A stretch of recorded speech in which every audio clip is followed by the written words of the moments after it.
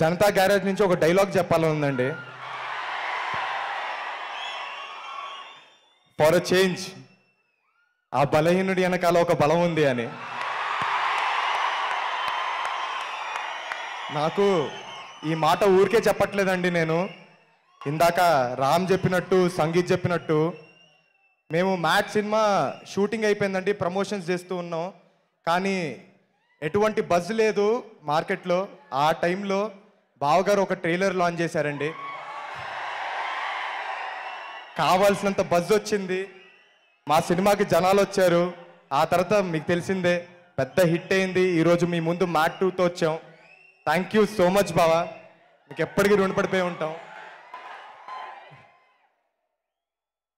అలానే బావగారు సినిమా చూసిన తర్వాత నాకు ఒక మాట చెప్పారండి, ఈసారి ఈజ్ బాగా పెరిగిందిరా నీలో యాక్టింగ్లో అని.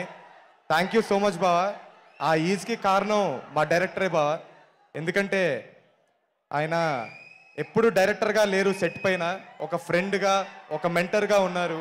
దాంతోపాటు ఒక వండర్ఫుల్ కో యాక్టర్స్ ఉన్నారు నా పక్కన, ఎప్పుడు ఫ్రెండ్స్గా. విష్ణు మామ కావచ్చు, యాంటోనీ కావచ్చు, కార్తికేయ కావచ్చు, లడ్డు విష్ణువే అండి. సత్యం రాజేష్ గారు థ్యాంక్ యూ సో మచ్. అలానే సునీల్ గారు చాలా పెద్ద బూస్ట్ అయ్యారు మా సినిమాకి, థ్యాంక్ యూ సో మచ్. అలాగే మాకు ఈ అవకాశం ఇచ్చిన చిన్నబాబు గారికి, వంశన్నకి, అలాగే హారికకి thank you so much.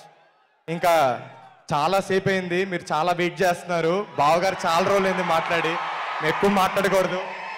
Thank you so much అండి, థ్యాంక్ యూ సో మచ్. ఎప్పటి నుంచో ఒక్కటి చేయాలనుకున్నాను, కుదరలేదు. జై ఎన్టీఆర్.